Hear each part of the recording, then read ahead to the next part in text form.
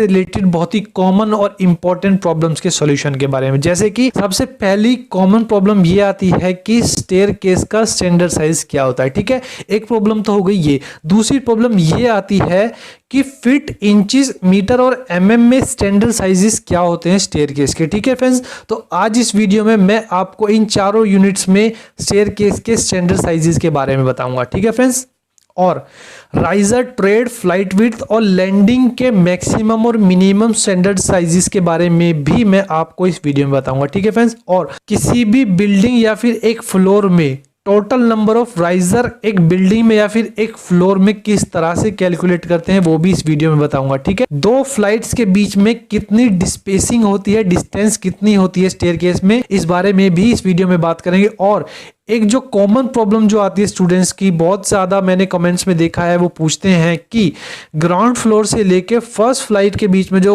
Height होती है, landing जो होती है, उसके बीच की जो डिस्टेंस होती है, हाइट होती है, वो कितनी होती है, उसके स्टैंडर्ड साइज के बारे में भी मैं आपको बताऊंगा। और एक इंपॉर्टेंट प्रॉब्लम के बारे में बताऊंगा जो अभी तक आपको किसी ने भी नहीं बताई होगी। आप चाहे तो यूट्यूब पर सर्च भी कर लेना कि स्टेयरकेस में हिडन राइजर कौन सा होता है। ठीक है फ्रेंड्स, इस वीडियो के एंड में मैं आपको हिडन राइजर के बारे में बताऊंगा। ठीक है, तो फ्रेंड्स आज की वीडियो बहुत ही ज्यादा इंपॉर्टेंट होने वाली है क्योंकि मैं आपको लाइव एग्जांपल देकर दिखाऊंगा स्टेयरकेस के बारे में। ठीक है, तो चलिए फ्रेंड्स टाइम वेस्ट फ्रेंड्स, जैसा कि आपको स्क्रीन पे शो हो रहा है, अभी सबसे पहले बात करेंगे रेजिडेंशियल बिल्डिंग के स्टैंडर्ड साइजेस के बारे में। जो आपके नॉर्मल घर होते हैं उसमें स्टैंडर्ड साइजेस क्या होते हैं। फ्लाइट विड्थ का जो स्टैंडर्ड साइज होता है वो 3 फीट 6 इंची होता है। अगर आप इसको इंचेस में कन्वर्ट करेंगे तो 42 इंचेस फ्लाइट विड्थ का साइज होगा। ठीक है फ्रेंड, और मीटर में जो इसका साइज होता है 1.07 मीटर या फिर 1 मीटर होता है। ठीक है फ्रेंड्स, और ट्रेड का जो स्टैंडर्ड साइज होता है वो 10 इंची होता है और मीटर में 0.25 मीटर होता है। ठीक है फ्रेंड्स, आपको ट्रेड के साइज में कोई भी चेंजिंग नहीं करनी है, ट्रेड का साइज फिक्स होता है। ठीक है, और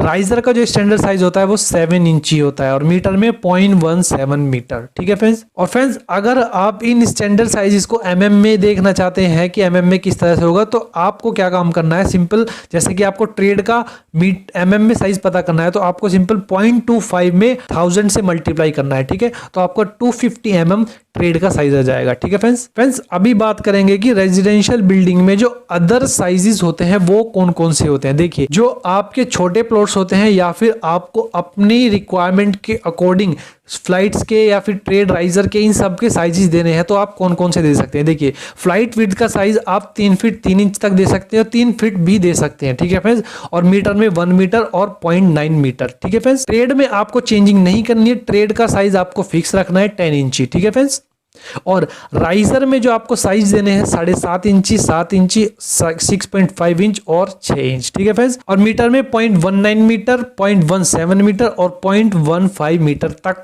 आप राइजर का साइज दे सकते हैं। ठीक है फ्रेंड्स, राइजर की हाइट को आप प्रोवाइड कर सकते हैं। देखिए फ्रेंड्स, कुछ स्टूडेंट्स की ये भी प्रॉब्लम आती है कि क्या राइजर का साइज 8 इंची तक प्रोवाइड किया जा सकता है या नहीं। देखिए फ्रेंड्स, राइजर की हाइट जो है वो डिपेंड करती है आपके प्लॉट पर या फिर आपके रिक्वायरमेंट के हिसाब से। सपोज कीजिए आप एक आर्किटेक्ट है या फिर इंजीनियर है, आप नक्शा बनाकर देते हैं, अपने प्लान ड्रॉ करके देते हैं अपने कस्टमर्स को। ठीक है, आपका अपना खुद का ऑफिस है, तो आपको क्या काम करना है, या तो आप कस्टमर की रिक्वायरमेंट के अकॉर्डिंग आप उसको सेट करके दीजिए, या फिर अगर आपके प्लॉट का साइज कम है और आपकी स्टेयरकेस बहुत ही छोटी आ रही है, उस केस में आप अपने राइजर की हाइट को 8 इंची तक प्रोवाइड कर सकते हैं। ठीक है, लेकिन 8 इंची से आप ज्यादा प्रोवाइड नहीं कर सकते हो। ठीक है फ्रेंड्स, बट हमेशा कोशिश कीजिए कि आपके राइजर की हाइट 8 इंची से कम ही हो, 7.5 हो या फिर 7 इंची तो एटलीस्ट होनी ही चाहिए। ठीक है फ्रेंड्स, तो फ्रेंड्स अभी बात करेंगे कि कॉमर्शियल बिल्डिंग्स में स्टेयरकेस के स्टैंडर्ड साइजेस क्या होते हैं। कॉमर्शियल बिल्डिंग्स जैसे कि आपका मॉल हो गया, कॉलेजेस या फिर स्कूल्स हो गए। ठीक है फ्रेंड्स,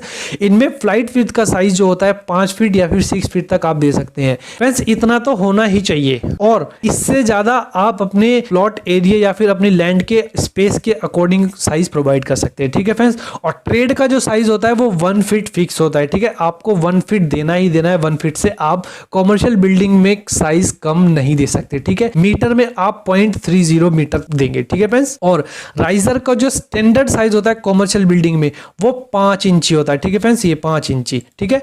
और 5 इंची से ज्यादा अगर आप इसको प्रोवाइड करेंगे तो आपकी ड्राइंग फेल होने के चांसेस होते हैं, ठीक है फ्रेंड्स। देखिए ये जो स्टैंडर्ड साइजेस हैं स्टेयरकेस के, ये as per building bye laws है, मतलब कि जैसा कि आपको स्क्रीन पे शो हो रहा है। अभी सबसे पहले बात करेंगे रेजिडेंशियल बिल्डिंग के स्टैंडर्ड साइजेस के बारे में। जो आपके नॉर्मल घर होते हैं उसमें स्टैंडर्ड साइजेस क्या होते हैं। फ्लाइट विड्थ का जो स्टैंडर्ड साइज होता है वो 3 फीट 6 इंची होता है। अगर आप इसको इंचीज में कन्वर्ट करेंगे तो 42 इंचेस फ्लाइट विड्थ का साइज होगा, ठीक है फ्रेंड। और मीटर में जो इसका साइज होता है 1.07 मीटर या फिर 1 मीटर होता है, ठीक है फ्रेंड्स। और ट्रेड का जो स्टैंडर्ड साइज होता है वो 10 इंची होता है और मीटर में 0.25 मीटर होता है, ठीक है फ्रेंड्स। आपको ट्रेड के साइज में कोई भी चेंजिंग नहीं करनी है, ट्रेड का साइज फिक्स होता है, ठीक है। और राइजर का जो स्टैंडर्ड साइज होता है वो 7 इंची होता है और मीटर में 0.17 मीटर, ठीक है फ्रेंड्स। और फ्रेंड्स अगर आप इन स्टैंडर्ड साइजेस को mm में देखना चाहते हैं कि mm में किस तरह से होगा, तो आपको क्या काम करना है, सिंपल,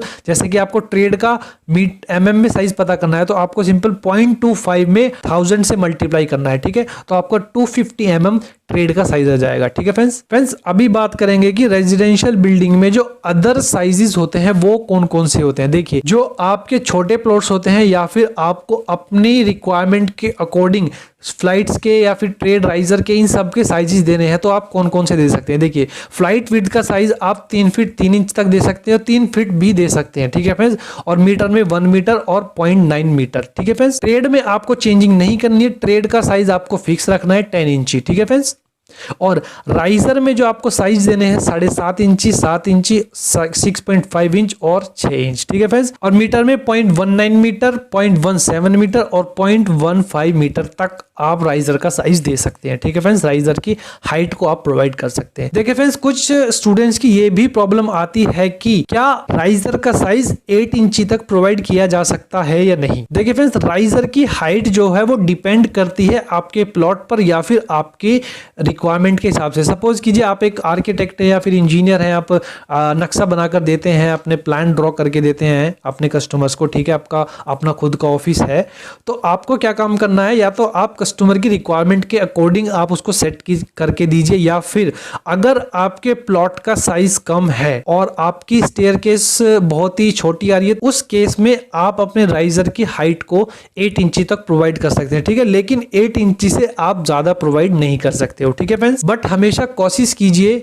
कि आपके राइजर की हाइट 8 इंची से कम ही हो, 7.5 हो या फिर 7 इंची तो एटलीस्ट होनी ही चाहिए, ठीक है फ्रेंड्स। तो फ्रेंड्स अभी बात करेंगे कि कॉमर्शियल बिल्डिंग्स में स्टेयरकेस के स्टैंडर्ड साइजेस क्या होते हैं। कॉमर्शियल बिल्डिंग्स जैसे कि आपका मॉल हो गया, कॉलेजेस या फिर स्कूल्स हो गए, ठीक है फ्रेंड्स, इनमें फ्लाइट विड्थ का साइज जो होता है 5 फीट या फिर 6 फीट तक आप दे सकते हैं फ्रेंड्स। इतना तो होना ही चाहिए और इससे ज्यादा आप अपने प्लॉट एरिया या फिर अपनी लैंड के स्पेस के अकॉर्डिंग साइज प्रोवाइड कर सकते हैं, ठीक है फ्रेंड्स। और ट्रेड का जो साइज होता है वो 1 फीट फिक्स होता है, ठीक है। आपको 1 फीट देना ही देना है, 1 फीट से आप कॉमर्शियल बिल्डिंग में साइज कम नहीं दे सकते, ठीक है। मीटर में आप 0.30 मीटर देंगे, ठीक है फ्रेंड्स। और राइजर का जो स्टैंडर्ड साइज होता है कॉमर्शियल बिल्डिंग में वो 5 इंची होता है, ठीक है फ्रेंड्स, ये 5 इंची, ठीक है।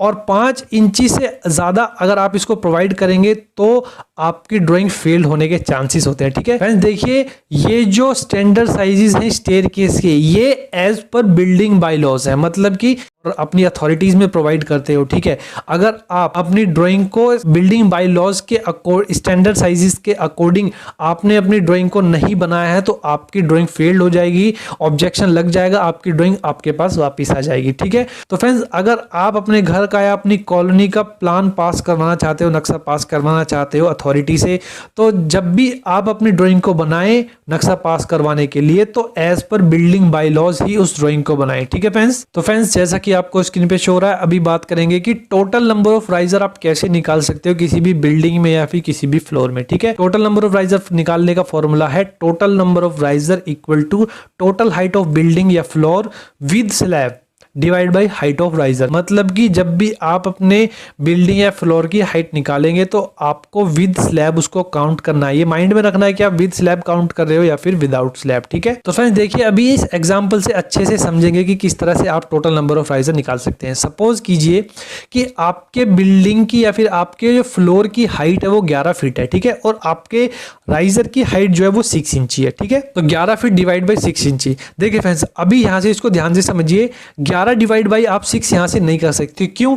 क्योंकि आपकी जो वैल्यू है, ये ऊपर वाली वैल्यू 11 फीट, ये आपकी फीट में है और नीचे वाली वैल्यू इंचीज में है, तो आप इसको डिवाइड नहीं कर सकते। सबसे पहले आपको किसी एक वैल्यू को इंचेस में करना है या फिर फीट में करना है। तो जो बड़ी वैल्यू है मैं उसको इंचेस में कन्वर्ट कर लेता हूं, ठीक है। देखिए 11 multiply 12 is equal to 132 inches. मतलब कि 11 फीट वैल्यू है, उसको इंचेस में करने के लिए 12 से मल्टीप्लाई करूंगा, क्योंकि एक फीट में 12 इंची होते हैं, ठीक है। तो यहाँ पे 132 इंची को 6 इंची से डिवाइड करेंगे, टोटल नंबर ऑफ राइजर 22 निकल के आ गए, ठीक है। तो देखिए फ्रेंड्स, अभी मैं आपको कुछ पॉइंट्स के बारे में बताऊंगा। जब आप अपनी स्टेयरकेस को डिजाइन कर रहे होते हो तो कौन से पॉइंट्स आपको अपने माइंड में रखने हैं, ठीक है फ्रेंड्स। आप चाहें तो इन सभी पॉइंट्स को अपनी एक कॉपी में लिख सकते हैं अपने याद करने के लिए, ठीक है, ताकि आप जब कभी स्टेयरकेस को डिजाइन करें तो आपको याद रहे कि कौन कौन सी प्रॉब्लम्स आपको आ सकती हैं, ठीक है फ्रेंड्स। तो फ्रेंड्स, सबसे पहला पॉइंट ये है कि जब आप स्टेयर डिजाइन कर रहे हो तो आपको अपने माइंड में रखना है कि आपकी बिल्डिंग की या फिर आपके फ्लोर की हाइट कितनी है। आप जो हाइट काउंट कर रहे हो वो विद स्लैब काउंट कर रहे हो या फिर विदाउट स्लैब काउंट कर रहे हो, ठीक है फ्रेंड्स। एक ये छोटा सा माइनर पॉइंट है, बट आपकी बहुत बड़ी प्रॉब्लम बन सकता है। आपको अपने माइंड में रखना है कि जो आप हाइट कैलकुलेट कर रहे हो अपनी बिल्डिंग या फ्लोर की, वो विद स्लैब है या फिर विदाउट स्लैब है, ठीक है फ्रेंड्स। देखिए फ्रेंड्स, दूसरा पॉइंट ये है कि आपके जो बिल्डिंग या फिर फ्लोर की हाइट होती है वो डिपेंड करती है राइजर की हाइट पे। मतलब कि आपके राइजर की हाइट जितनी ज्यादा होगी आपके राइजर उतने कम लगेंगे, ठीक है, और आपके राइजर की हाइट जितनी कम होगी आपके उतने राइजर ज्यादा लगेंगे। देखिए सपोज कीजिए आपके पास एरिया बहुत ही कम है, आपके प्लॉट में स्टेयर को डिजाइन करने के लिए बहुत ही कम स्पेस है, तो ऑब्वियसली बात है आपको अपने राइजर की हाइट बढ़ानी पड़ेगी मजबूरी में, ठीक है। लेकिन अगर आपके पास अच्छा स्पेस है अपने स्टेयरकेस को डिजाइन करने का तो आप स्टैंडर्ड साइजेस ही प्रोवाइड कर सकते हैं। देखिए फ्रेंड्स, अगर आपके प्लॉट में स्टेयरकेस को डिजाइन करने के लिए अच्छा स्पेस है, बट आप चाहते हो कि हमारी जो स्टेयरकेस है वो छोटे से एरिया में अच्छी से बन जाए, तो आपको इस केस में अपने राइजर की हाइट भी बढ़ानी पड़ सकती है, ठीक है फ्रेंड्स। देखिए फ्रेंड्स, अभी बात करेंगे थर्ड पॉइंट के बारे में कि बहुत सारे स्टूडेंट्स का कंफ्यूजन होता है कि जो हमारी लैंडिंग की जो विड्थ होती है वो कितनी होनी चाहिए। लैंडिंग की कौन सी वाली विड्थ, देखिए ये देखिए यहाँ पे जो यहाँ से लेके यहाँ तक की डिस्टेंस होती है ये कितनी होनी चाहिए। बहुत सारे स्टूडेंट्स का कंफ्यूजन होता है कि इस विड्थ को कितना रखें, कम रखना चाहिए, ज्यादा रखना चाहिए, कैसे रखना चाहिए। देखिए लैंडिंग विड्थ जो है वो या तो ज्यादा होनी चाहिए या फिर इक्वल टू होनी चाहिए फ्लाइट विड्थ की, ठीक है। यहाँ पे मैंने फ्लाइट विड्थ ली है 3 फीट 6 इंची। तो चलिए मेजर करते हैं कि हमारी लैंडिंग की विड्थ कितनी है। शॉर्ट की एंटर करूंगा, DLI एंटर, और यहाँ पे फर्स्ट पॉइंट, सेकंड पॉइंट, और ये देखिए हमारी लैंडिंग की विड्थ बिल्कुल ओके है, ठीक है फ्रेंड्स। देखिए फ्रेंड्स, आपको क्या ध्यान में रखना है कि आपकी जो लैंडिंग की विड्थ है वो फ्लाइट विड्थ के इक्वल होनी चाहिए, कम तो होनी ही नहीं चाहिए, ठीक है। उससे ज्यादा हो जाए कोई बात नहीं है, ठीक है फ्रेंड्स। देखिए फ्रेंड्स, अभी फोर्थ पॉइंट के बारे में बात करेंगे कि राइजर और ट्रेड की हाइट विड्थ जो होती है वो डिपेंड करती है प्लॉट के स्पेस पर या फिर कस्टमर की रिक्वायरमेंट पर। मतलब कि अगर आपके पास प्लॉट में स्पेस कम है तो आपको ट्रेड का साइज तो 10 इंची ही रखना है, बट आपको राइजर की हाइट में चेंजिंग करना पड़ेगा, ठीक है। या फिर अगर आप एक आर्किटेक्ट हो, इंजीनियर हो, आप ड्राइंग्स बनाते हो, प्लान ड्रॉ करते हो, तो आप अपनी ड्राइंग को एज पर कस्टमर रिक्वायरमेंट भी बना सके कि आपके कस्टमर को चाहिए कि आपकी जो राइजर की हाइट है वो 7 इंची होनी चाहिए या फिर 7.5 इंची होनी चाहिए, ठीक है फ्रेंड्स। देखिए फ्रेंड्स, अभी बात करेंगे एक बहुत ही मेजर प्रॉब्लम के बारे में जो बहुत सारे स्टूडेंट्स को नहीं पता होती है कि ग्राउंड फ्लोर से लेके फर्स्ट फ्लाइट लैंडिंग तक हाइट कितनी होती है, ठीक है।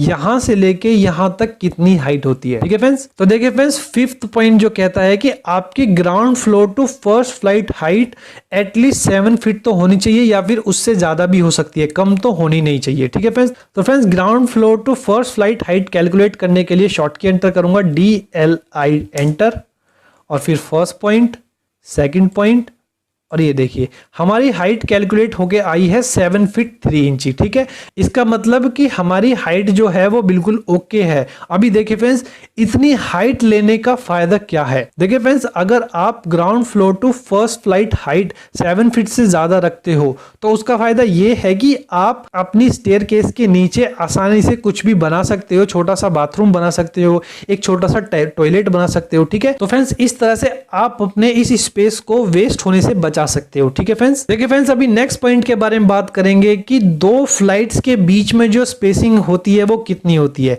6 पॉइंट्स ये कहता है कि दो फ्लाइट्स के बीच में जो स्पेसिंग होनी चाहिए वो 4.5 इंची या फिर 6 इंची होनी चाहिए। ठीक है, मतलब कि आपकी एक फ्लाइट तो ये हो गई और एक फ्लाइट आपकी ये हो गई, और इन दोनों के बीच में जो स्पेसिंग है वो 6 इंची मैंने प्रोवाइड किया। ये स्टैंडर्ड साइज होता है स्पेसिंग प्रोवाइड करने का। ठीक है फ्रेंड्स, आप चाहे तो इसको 4.5 इंची भी प्रोवाइड कर सकते हैं। तो फ्रेंड्स, ये तो थी कुछ बेसिक और कॉमन प्रॉब्लम स्टेयरकेस से रिलेटेड जो आपको स्टेयरकेस डिजाइन करते वक्त अपने माइंड में रखना है। ठीक है फ्रेंड्स, अभी बात करेंगे एक बहुत ही इंपॉर्टेंट और कॉमन प्रॉब्लम के बारे में, हिडन राइजर के बारे में, जो किसी स्टूडेंट्स को पता होगा बट बाकी को नहीं पता होगा। ठीक है फ्रेंड्स, तो चलिए आगे बढ़ते हैं। तो फ्रेंड्स, सबसे पहले बताता हूं कि हिडन राइजर कौन सा होता है। देखिए, जो आपका सबसे टॉप का राइजर होता है ना, ये 19वां राइजर जो है ये आपका हिडन राइजर है। ठीक है, ये जो राइजर है ये आपकी बहुत बड़ी प्रॉब्लम क्रिएट कर सकता है जब आप स्टेयरकेस को डिजाइन कर रहे हैं। ठीक है, तो स्टेयरकेस को डिजाइन करते वक्त आपको इस राइजर को भी अपने माइंड में रखना होगा। ठीक है,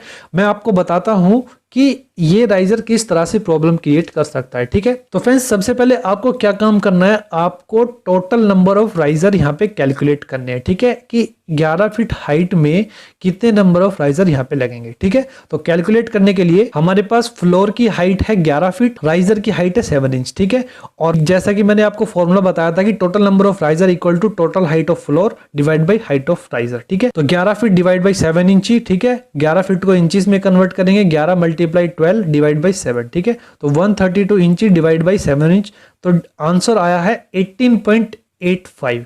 मतलब कि जो टोटल नंबर ऑफ राइजर आपके लगेंगे वो होंगे 18.85। अब देखिए फ्रेंड्स, इस आंसर को देखकर ही आप समझ गए होंगे कि आप 18 राइजर तो बना सकते हो बट 0.85 राइजर आप कैसे बनाओगे। देखिए, इस प्रॉब्लम का भी आपको सॉल्यूशन बताता हूं। देखिए फ्रेंड्स, जब आप टोटल नंबर ऑफ राइजर निकाल रहे हो तो आपको क्या काम करना है, सबसे पहले चेक करना है कि जो आपकी स्लैब की हाइट है और राइजर की हाइट है वो इक्वल है या अलग अलग है। तो फ्रेंड्स, अगर आपके स्लैब और राइजर की हाइट अलग अलग है, ठीक है, और आप टोटल नंबर ऑफ राइजर निकालना चाहते हो तो आपको सबसे पहला काम क्या करना है कि आपको सबसे पहले ग्राउंड फ्लोर टू स्लैब के बॉटम तक हाइट कैलकुलेट करनी है और उनके बीच में राइजर कैलकुलेट करने हैं कि कितने नंबर ऑफ राइजर आपके लगेंगे। तो फ्रेंड्स फिर से सुनिए, ये काम आपको कब करना है, जब आपके स्लैब की हाइट और राइजर की हाइट अलग अलग हो। ठीक है, ये काम आपको तब करना है। तो फ्रेंड्स, राइजर कैलकुलेट करने के लिए अभी हमारे पास है total height of floor 10 feet 6 इंची। ठीक है, राइजर की हाइट है 7 इंची, डिवाइड करेंगे, यानी कि 10 फीट 6 इंची को हम 10.5 भी लिख सकते हैं, डिवाइड बाई 7 इंची। ठीक है, 10.5 को मल्टीप्लाई करेंगे, 12 इंचेस में कन्वर्ट करेंगे, 11 मल्टीप्लाई 12 डिवाइड बाई 7। ठीक है, तो 132 इंची डिवाइड बाई 7 इंच, तो आंसर आया है 18.85। मतलब कि जो टोटल नंबर ऑफ राइजर आपके लगेंगे वो होंगे 18.85। अब देखिए फ्रेंड्स, इस आंसर को देखकर ही आप समझ गए होंगे कि आप 18 राइजर तो बना सकते हो बट 0.85 राइजर आप कैसे बनाओगे। देखिए, इस प्रॉब्लम का भी आपको सॉल्यूशन बताता हूं।